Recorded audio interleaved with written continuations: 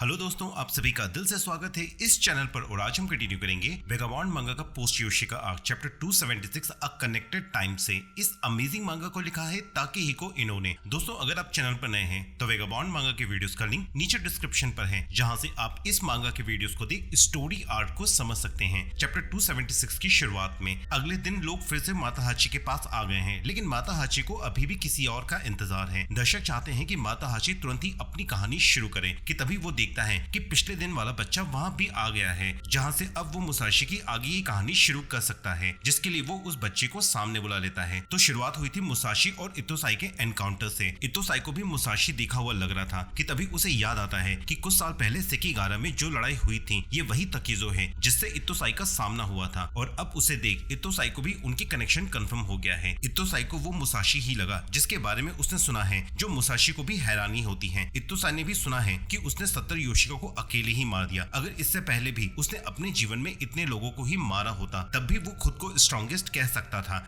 जहां लोग इस रास्ते पर भटक जाते हैं, वहां मुसाशी अभी उसी रास्ते पर कायम है। वो सेकिगारे में किसी जंगली बीस्ट की तरह टूट पड़ा था, वो लड़ाई जिसने युद्ध खत्म किया। और अब उसके बाद का मुसाशी अब यहाँ पर है, जिस पर उन्हें जरा भी ताज्जुब नहीं है। वो किस्मत वाले हैं कि वो मुसाशी से दोबारा मिल रहे हैं। क्या उसे याद नहीं कि वो दोनों एक ही साथ लड़े थे? जो मुसाशी को भी याद आता है कि सेकिगारा में उन दोनों ने साथ लड़ाई लड़ी थी। तो अब करना क्या है? ये कोई आम आदमी तो है नहीं, जिससे दूर रहना ही मुसाशी को सही लगता है। इतोसाई भी मुसाशी को ड्रिंक के लिए ऑफर करता है, क्योंकि काफी समय उन्हें मिले हो चुका है, तो क्यों ना वो थोड़ा साथ खेलें। और वो देखते हैं कि मुसाशी वहां से जा चुका है, जो उन्हें भी सही नहीं लगा। वहीं मुसाशी आगे चलकर पता लगाता है कि याग्यू यहाँ से और कितना दूर है, जो वहां से कुछ ही दूर और है। मुसाशी को अभी उसकी याग्यू से आखिरी मुलाकात याद है, और कुछ चीजें तब वो नहीं समझता था कि स्वर्ग के नीचे अजय होना बस एक कोहरे के समान है। ये बस एक शब्द ही है। वो जितना इसके करीब जाएगा ये खो जाएगा। क्या उसने सही समझा सेकुशाई? तो फिर वो अब भी स्वॉर्ड क्यों चला रहा है, जो वो भी याग्यू से जानना चाह रहा है कि जैसे ही तुम इसके नजदीक पहुंचते हो ये चला जाता है। आखिर माजरा क्या है? क्या इसके बाद भी कोई चीज होती है जो किसी कोहरे के पीछे जाने जैसा ना हो, बल्कि सड़क में चलने के समान हो? शायद क्या वो उस रास्ते को जानता है? मुसाशी को एहसास है कि जब वो अपने उस अपोनेंट से लड़ रहा था जो उसे मार सकता था, तब उसे समझ आया कि लड़ना तभी चाहिए जब जरूरी हो, जिंदगी देने या लेने के लिए। कि तभी इतोसाई उसके पीछे बैठे हुए उससे पूछते हैं कि क्या उसका खाना हो गया और अब क्या वो याग्यू के सफर पर निकलेगा। अब मुसाशी भी उनका नाम पूछता है, जो इतोसाई भी बताते हैं, जो मुसाशी को भी थोड़ा डाउट होता है। और अब वो कंफर्म करना चाहता है कि क्या ये वही इतोसाई हैं, वो अब भी जिंदा हैं, जो इतोसाई भी उसके सामने बैठे ही हुए हैं। ये तो उसके लिए भी हैरानी की ही बात है, लेकिन तब भी वो उनके साथ याग्यू नहीं जाएगा। उसका याग्यू के साथ रिलेशन अलग है, कुछ एक्सट्रीम सा, जिसे ऐसा नहीं होना चाहिए। इतोसाई को लगता है कि वो याग्यू को मारने जा रहा है। वो बाहर नहीं आएंगे, वो किसी पहाड़ के बिल में नहीं है। जो मुसाशी को समझ आता है कि ये इतोसाई की वजह से ही हुआ है। जो इतोसाई भी बताते हैं कि वो लेड हैं, जिस स्वर्ग के नीचे अजय के पास वो जा रहा है वो ऑलरेडी मर चुके हैं। ये मुसाशी के लिए भी चौंकाने वाली बात है। तभी मुसाशी नोटिस करता है कि इतोसाई लड़ाई के लिए ऑलरेडी तैयार हैं। जो इतोसाई का भी उनका यूं बात करना बोरिंग ही लग रहा है, जिससे अब मुसाशी को अब सही अंदेशा नहीं लग रहा है। जो इतोसाई के बर्ताव से यही लग रहा है। वो बताता है कि वो भी याग्यू सेकुशाई से मिलने गया था, जहाँ उनके स्टूडेंट को लग रहा था कि ये कोई और रोनिन है, इसलिए उन्हें यही बताया गया कि याग्यू रिटायर होकर दुनिया से अपना नाता तोड़ लिया है, और ऐसा पिछले कुछ समय से है, इसलिए वो उसकी याग्यू से मिलने की रिक्वेस्ट को पूरा नहीं कर सकते। जो इतोसाई को पसंद नहीं आया, तब उन्होंने अपना नाम बताकर दोबारा रिक्वेस्ट की, जिनका नाम ही काफी था उन लोगों की फाड़ने के लिए। इतोसाई ने भी सुना है कि उनकी बीमारी बद से बदतर होती जा रही है। वो सिर्फ उनसे बात करने ही आए हैं, उनके मरने से पहले। वैसे तो वो कभी मिले नहीं है, लेकिन ऐसा लगता है कि वो हमेशा से ही दोस्त रहे हैं, जिनसे उन्हें मिलने का मौका मिल ही जाता है। आखिर वो इतने शांत कैसे हैं? वो देख सकते हैं कि याग्यू ने मन की शांति हासिल कर ली है। याग्यू भी कहते हैं कि स्वर्ग के नीचे अजय, वो जिसके स्वर्ग के नीचे बराबरी का कोई है ही नहीं, ऐसी कोई चीज होती ही नहीं है, क्योंकि सब कुछ एक ही तो है। जो इतोसाई को भी बोरिंग ही लग रहा है। इतोसाई भी जानना चाहते हैं कि उन दोनों में कौन, या शायद याग्यू के हिसाब से हर कोई। आखिर स्वर्ग के नीचे सब एक ही तो हैं, यहाँ कोई भी पहला या दूसरा नहीं है। जो इतोसाई को अब बोर ही कर रहे हैं। इतोसाई सीधे याग्यू पर अपनी तलवार निकाल लड़ने के लिए तैयार हो जाते हैं। आखिर उन दोनों में कौन मरेगा? जो इतोसाई को लगता है कि अगर वो दोनों लड़े तो बेशक इतोसाई ही जीतेंगे और याग्यू मारे जाएंगे। हाँ, ये बिल्कुल सही है। ये तब भी मुमकिन है अगर वो एक बड़ा भालू हो या ऐसा ही कुछ। इसकी तो इतोसाई ने भी उम्मीद नहीं की थी। उनकी याग्यू से मुलाकात बोरिंग ही थी। जो उनका पोता हेंगिस भी इतोसाई के जाने के बाद वहाँ आता है। उसने इतोसाई से यही उम्मीद की थी। वो दूसरे कमरे से इतोसाई की फाइटिंग स्पिरिट को महसूस कर पा रहा था, और चूंकि वो सभी याग्यू के लिए चिंतित थे, वो सभी वहाँ तैयार थे इतोसाई से लड़ने के लिए। अगर जरूरत बढ़ती तो याग्यो भी यही कहते हैं कि ये वही स्वर्ग के नीचे अजय है जो चीजों को एक्सट्रीम तक ले जाता है। उनकी मीटिंग बहुत ही अच्छी रही जो उन्होंने इतोसाई को अंतिम समय में भी कुछ सिखाया ही है। वहीं याग्यो अब भी ओत्सु की उम्मीद कर रहे हैं। वो उसकी बांसुरी दोबारा सुनना चाहते हैं और हो सके तो उसकी ही गोद में मरना चाहते हैं जो हेंगस्को को छिछोरा ही लगता है। वहीं इतोसाई बुरी तरह से डिसअपॉइंटेड है कि इसे नापा नहीं जा सकता कि वो पहले कितने ताकतवर थे। क्या याग्यो जैसा फिर कोई कभी आएगा भी या शायद ऑलरेडी इसका अंत हो चुका है। इतोसाई मुसाशी से पूछते हैं तो कैसा था 70 योशिका को माना। वो सिर्फ एक राक्षस ही है जो मुसाशी को अच्छा नहीं लगता। वो जानना चाहता है कि कैसा होगा अगर मुसाशी का सामना उनकी तरह किसी और से हो। आफ्टर ऑल उन दोनों ने ही अपनी जिंदगी अपने बराबरी के अपोनेंट को ढूंढने में लगाई है। क्या उसे नहीं लगता कि उन दोनों ने ही इस खजाने को ढूंढने के लिए बहुत दूर तक गए हैं और अब तक इतोसाई को कभी उनकी बराबरी का स्वॉर्ड्समैन नहीं मिला जिनसे हमेशा ही वो दूर ही रहे हैं। जो डरे हुए दुकान का मालिक और मालकिन दूर से ही देख रहे हैं। मुसाशी और इतोसाई जैसे की लड़ाई अपने आप में ही लाइफ टाइम अपॉर्चुनिटी है जिसे वो किसी भी हाल में मिस नहीं करना चाहते। इतोसाई भी जानते हैं कि उन्हें मिले हुए 5 साल से ज्यादा हो गए हैं जो 20 साल की तलाश के बराबर है। जब वो हर दिन आगे बढ़ता रहा और उसे देखकर ही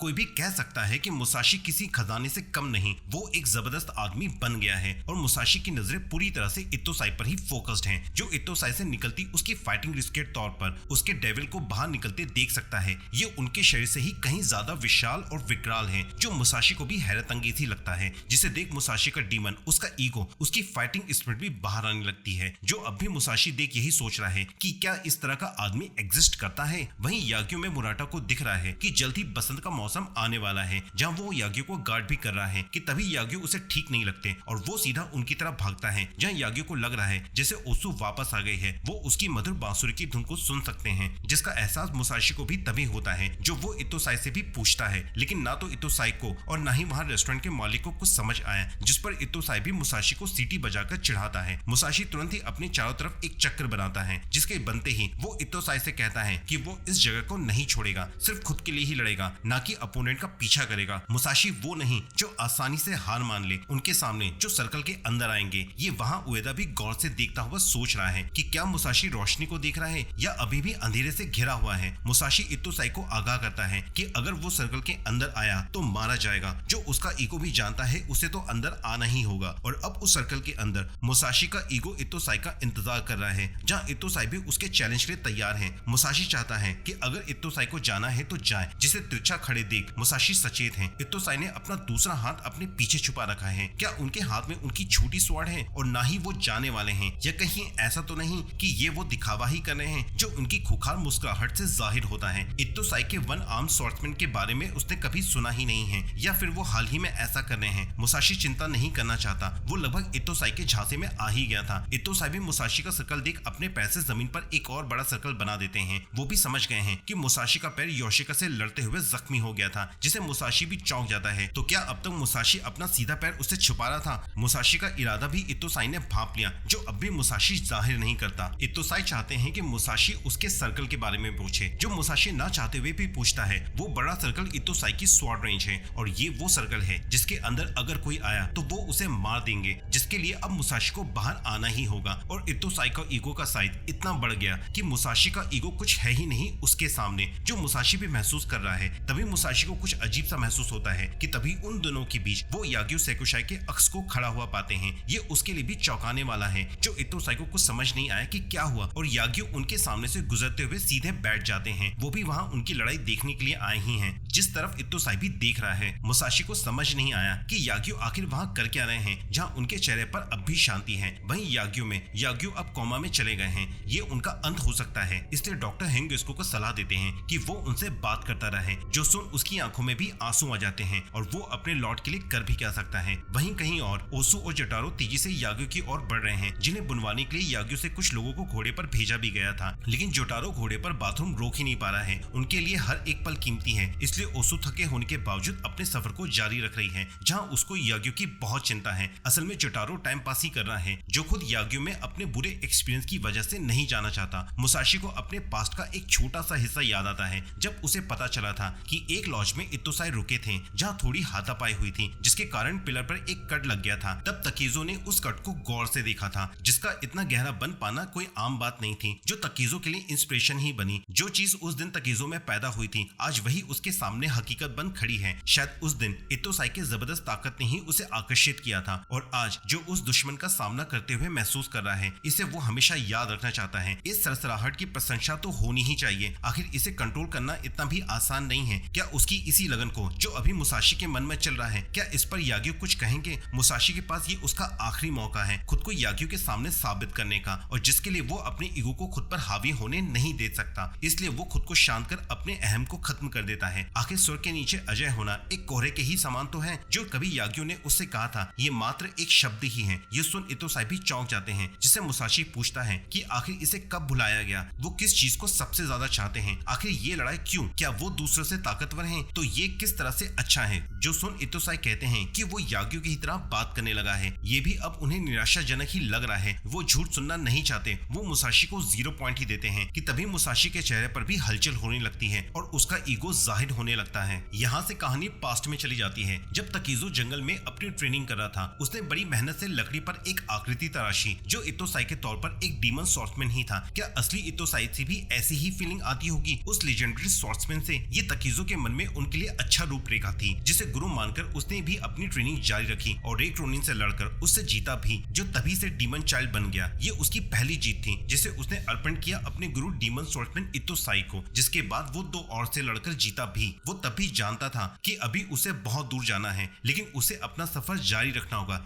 एक के बाद एक कई लड़ाइयां लड़ी और उसमें एक बदलाव आया जो अब ओसो को भी दिखने लगा था। जो खून के धब्बे उसके कपड़ों पर थे वो उसकी मेहनत का पसीना था, जिसे मासूम ओसो समझ ना सकी। जो दूर से ही सही वो अंधेरी गुफा से लोन स्वॉर्ड्समैन भी देख ही रहा था। तकेजो ने अपने गुरु को खुश करने के लिए कुल 10 लड़ाइयां लड़ी और उन्हें मारा भी, लेकिन क्या ये उसके लिए काफी था? जो आज भी वही उसका सवाल ही है कि क्या वो सब काफी था? जिन्हें अब भी मुसाशी से निराशा ही हो रही है। उन्हें मुसाशी बस झूठा ही लग रहा है, जो मुसाशी को मंजूर नहीं था, और तब मुसाशी का ईगो उस पर हावी हो गया। वो झूठा मगर कैसे, जो याग्यो ने भी दूर से पढ़ ही लिया था। मुसाशी भी जैसे खुद को खोने लगा था। आखिर इतोसाई उसकी किससे पहचान करवा रहे हैं? क्या वो 70 आदमियों को मार भी सकते हैं? लेकिन वो मुसाशी को नहीं मार पाएंगे, बल्कि वो ही इतोसाई को मार देगा, क्योंकि वो खुद अब स्वर्ग के नीचे अजय है और अब उसका ब्लड थ्रस्ट उसके ईगो के जरिए बाहर आ चुकी है। जो देख याग्यो को भी अब निराशा ही हो रही है, जिन्होंने यहाँ से चले जाना ही बेहतर समझा। मुसाशी भी यूं ही अंधा होकर सीधे ही इतोसाई पर किसी नौसिखी की तरह टूट पड़ता है, जिसे बड़ी आसानी से इतोसाई ने उसकी औकात याद दिला दी। लेकिन फिर भी वो हार मानने वालों में से कहाँ था, जो दोबारा अपने पैर पर खड़ा होता ही है कि उसका जख्म फूट पड़ता है, जिसके दर्द उसकी आंखें खोलने के लिए काफी था। और उसी इतोसाई का चेहरा डीमन स्वॉर्ड्समैन से वापस सामान्य हो गया, जो कि असली इतोसाई ही थे, जिससे मिलना मुसाशी को सामान्य नहीं लग रहा है। मुसाशी का एकदम से ये बदलाव उन्हें समझ नहीं आया। जो मुसाशी शांत होकर समझ गया है कि उनके लड़ने का कोई तुक ही नहीं बनता। जो बादलों के पीछे से याग्यो भी देख रहे हैं। मुसाशी को लगता है कि उनकी स्वॉर्ड के टकराने की जो झंझनाहट उसे महसूस हुई है, ये अपने आप में उसके लिए सम्मान की बात है, जो अब इतोसाई के पल्ले भी नहीं पड़ रही है। और ये देख इतोसाई आगे बढ़ अपने ही सर्कल को लांग तेजी से मुसाशी पर हमले के लिए बढ़ते ही हैं। जिन्हें अपनी ओर आते देख मुसाशी कुछ करने वाला होता ही है कि इतोसाई का वार उस पर होता है, जिसके धक्के से वो दूर फेंकाता है और लुढ़कता हुए पीछे जा गिरता है, जिसके बाद ही उसकी स्वॉर्ड गिरती है। ये है असली इतोसाई की ताकत, जिसके वार से मुसाशी वहीं हार गया, जिसे खुद का होश तक नहीं है। इतोसाई भी देखते हैं कि मुसाशी के वार से उसके सीने पर एक बड़ा सा कट लग गया है और अब चूंकि वो मुसाशी के घेरे में आ खड़े हैं और वो गिर चुका है, तो वो ही विजेता है। यहाँ पता चलता है कि इतोसाई का दूसरा हाथ आधा कटा हुआ है, जिसे वो अब तक छुपाकर ही रख रहे थे। वहीं होटल के मालिक के सामने ये सब इतनी जल्दी हुआ कि उन्हें कुछ दिखा ही नहीं, और अब इतोसाई भी जानना चाहते हैं कि अब उन्हें इसके बाद कितने पॉइंट्स मिलने वाले हैं, जिसका जवाब देने के लिए मुसाशी होश में ही नहीं है, बल्कि इस समय उसका वजूद आसमान में कहीं बादलों में बैठा हुआ है। वो भी जानता है कि भले ही उसका पैर उसका बोझ बन चुके हैं, लेकिन तब भी उसका ईगो अब भी उसके अंदर ही पनप रहा है। ये अपने आप में चौंकाने वाला है। वहीं इतोसाई भी देखते हैं कि मुसाशी बेहोश है, इसलिए उनका मैच यहीं खत्म हुआ। वो सीधे होटल के मालिक के पास जाकर सेक मांगते हैं अपने घाव को धोने के लिए, और उनकी सेवाओं का मोल चुकाने के लिए वो होटल के पिलर पर एक जोरदार वार करता है, जो निशान उनके जाने के बाद उस सेक की कीमत अदा करता रहेगा, क्योंकि उन्हें भी भरोसा है कि अब ये जगह उस होटल और उनके बच्चों के लिए कस्टमर आकर्षित करता ही रहेगा। वहीं मुसाशी भी जानता है कि स्वर्ग के नीचे अजय होना सिर्फ कोहरे जैसा ही था, लेकिन तब भी वो इस बात को भूल गया था, बल्कि ये उसका ईगो ही था जो खुद को स्वर्ग के नीचे अजय मान रहा था। वो भी जानता है कि वो गलत था, जिसका एहसास देर से ही सही, लेकिन हुआ तो